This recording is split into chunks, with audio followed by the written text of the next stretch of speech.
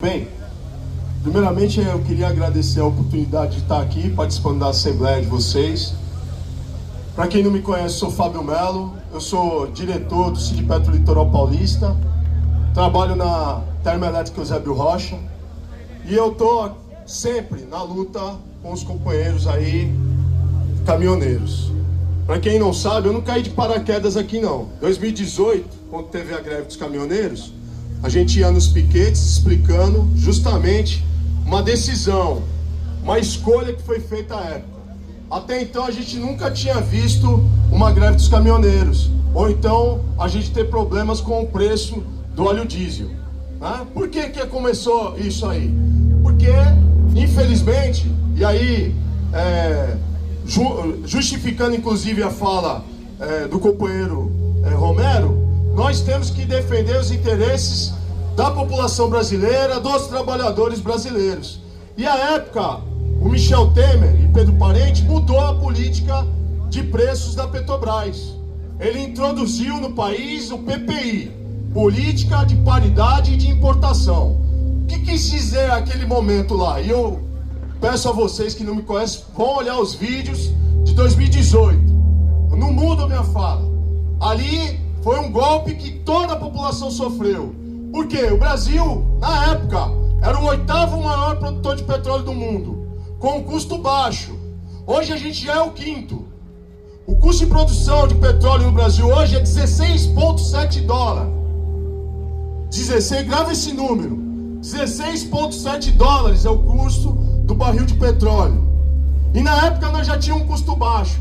Ele resolveu uma política de preço de importação para favorecer entrar o óleo diesel importado para cá. E a Petrobras começou a lucrar bastante, porque ela não precisava mais produzir tanto, porque o preço dela era igual ao do internacional e ela começou a subir. Vocês lembram que o preço do óleo diesel variava todo dia? Variava alguma coisa lá fora, subiu o diesel. Por isso que vocês fizeram a greve. Só que aí, em contrapartida, fizeram alguns ajustes para a categoria de vocês.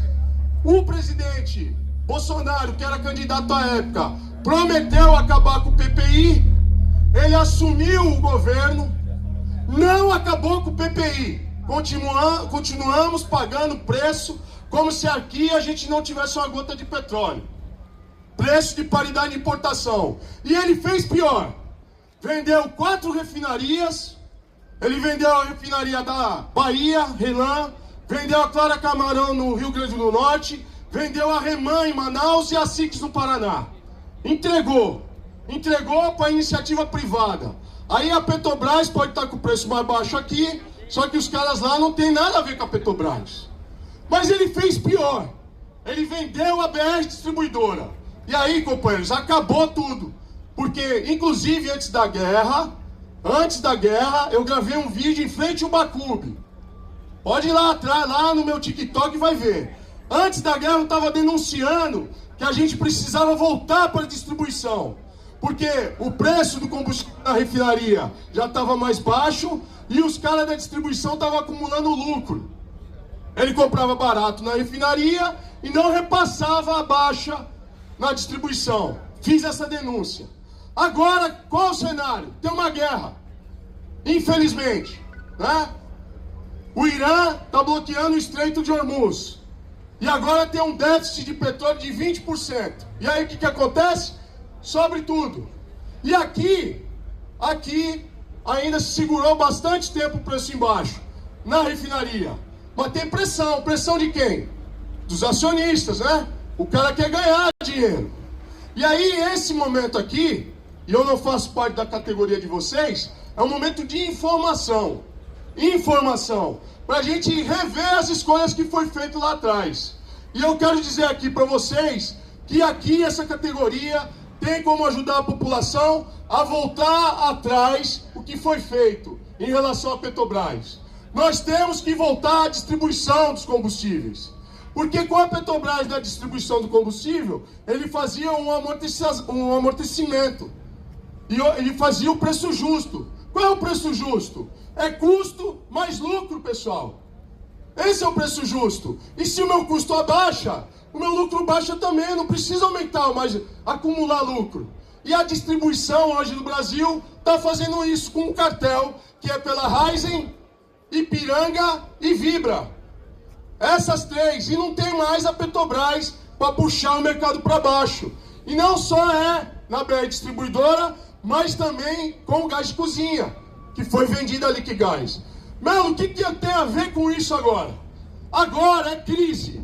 E na crise, nós podemos fazer com que decisões que foram ruins para a gente possam mudar. E aí a gente está falando primeiro contra o PPI. Não tem mais. Mas e aí? Hoje, a distribuição está na mão do governo com a empresa como a Petrobras? Não está. Então tem que voltar para a distribuição de combustíveis. Outro ponto importante. Se hoje a gente tem um déficit de 20% de óleo diesel, porque não, além de vender as refinarias, ele não concluiu a RNEST, nem a Prêmio 1 em Ceará, nem a Prêmio 2 em Maranhão, que a gente teria óleo diesel para nós e para vender para fora. Se a gente tem um déficit hoje, o que a gente faz? A gente tem que voltar a dar autorização para a Petrobras ser a importadora, porque aí ela vai ter o que produz aqui, vai importar o déficit e nós não vamos ter um preço nem internacional, nem um preço nacional, mas nós vamos ter um preço médio. É sobre isso.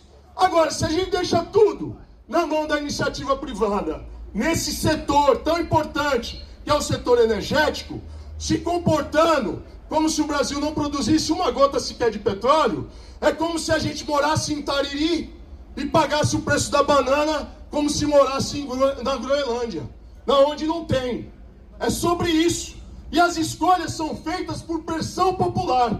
E hoje, o Sindipeto está aqui, eu estou aqui, o diretor Fábio Santos está aqui, para falar para vocês que nós temos que pressionar o Brasil todo, o governo federal, pressionar o Congresso Nacional, para a gente voltar atrás e ter esse recurso precioso que é o petróleo, esse recurso precioso a favor da população brasileira, para que a gente não tenha altos custos, para que o caminhoneiro possa trabalhar e trazer dignidade para sua família, bem como não onerar as famílias brasileiras. Mas isso é escolha.